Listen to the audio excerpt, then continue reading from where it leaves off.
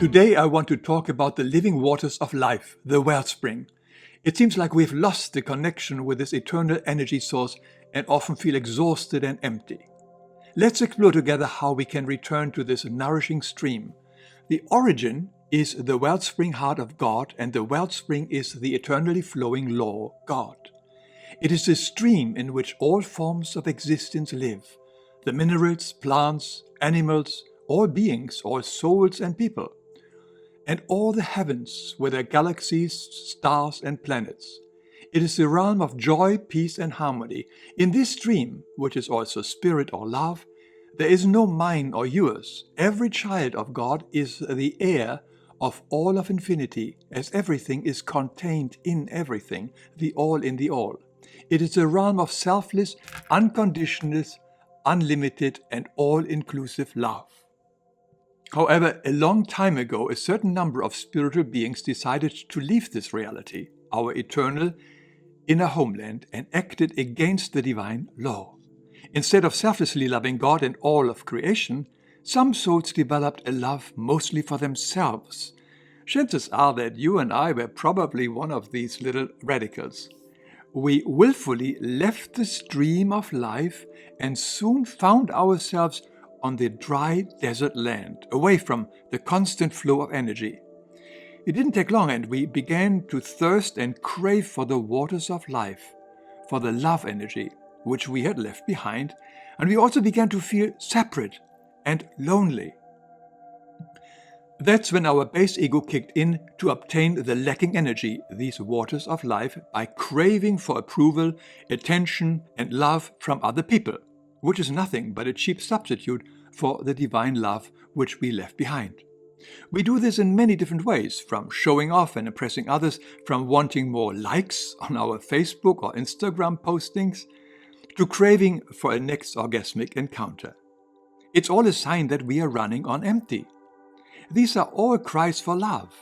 And here in the desert, we began to rob the little remaining energy potential from each other through manipulating, begging, cheating, and outright theft. Because we have broken away from our innermost being, from the consciousness of the I Am, we became hard and against ourselves and our neighbors, the animals, plants, and minerals. But that's not all. There are other souls that have strayed even further away from the eternal stream of life into the darkest regions of the desert. They are largely called demonic beings, but in truth, they are also our divine brothers and sisters. And they are also loved by God as any other of His children, whether they are in the stream of life or not. These deeply fallen souls have wasted almost all of their own energy potential. They see us humans as juicy sources of new energy and have many schemes to entrap us and suck the energy from us and also to use us for their destructive ambitions.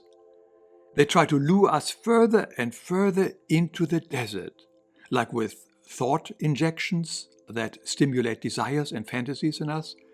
They can offer anything that appeals to our senses, our ego, and our lower self, to our vices like greed, sex, power, status, vanity, anger, violence, and much more. And we so easily fall for it because most of us are totally unaware of their influences over us. They also try to make us join their groups or circles, may it be organizations like parties, religions, ideologies, philosophies, social groups, clubs, gangs, or whatever that would appeal to our desperate need of belonging and feeling special, loved, and appreciated. They offer seductive and splendid rituals, impressive titles and honors, shiny medals, striking outfits, and much more. All this to boost our ego and let us feel less lonely and separate from the stream of life. Their goal is to bind anyone who is so desperately wants to be accepted and loved. But it is all just a pretense to use us for their destructive goals and to obtain our energy, may it be our time, money, loyalty, or even our blood. Once we have joined their circle or fallen for their deceptions, we can easily be manipulated. A typical example is being hoodwinked into feeling superior to others, blaming others, quarreling, fighting, destruction, pain, fear, struggles, and even war. This way, a lot of divine energy of life is transformed down into still more and more negative energy. The darkness takes this in. It lives from it. So much in our world is nothing but a raw struggle for energy.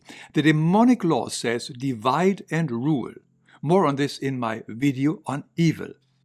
Many of these entrapped humans are now so bound to these demonic souls that they will have to follow them even into the afterlife, into the astral worlds as their slaves.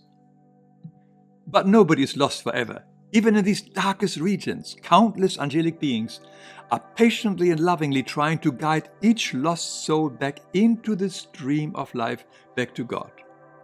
So how do we go back into this wellspring right now?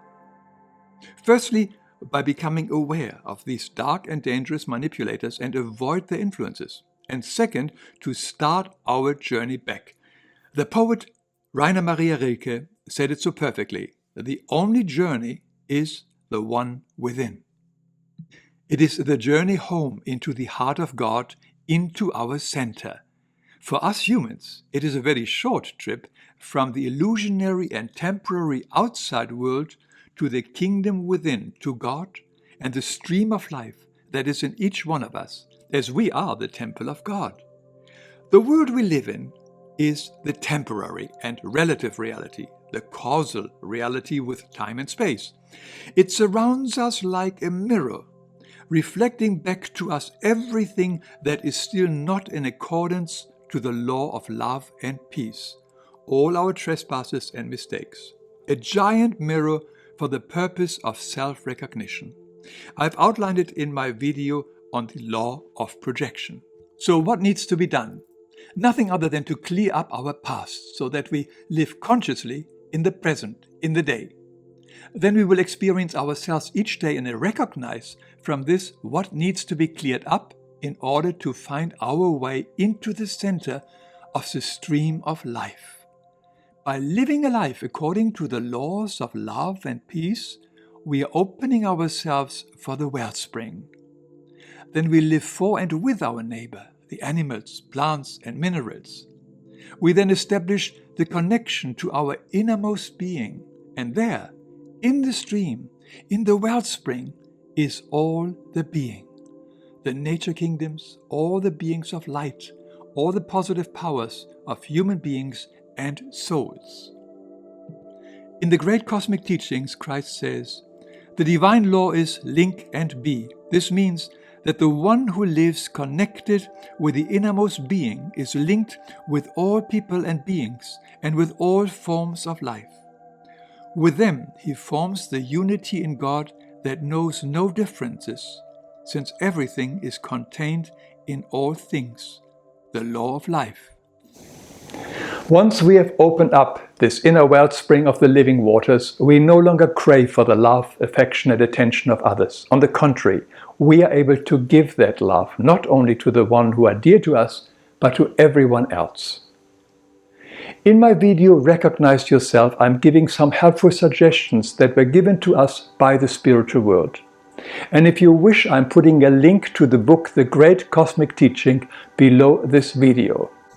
If you have any questions, I suggest you go to my website lifeexplained.com and click on Video Index. Here you find all my short spiritual videos organized by different topics. Chances are that you might find here the answers you are looking for. I wish you peace until we meet again.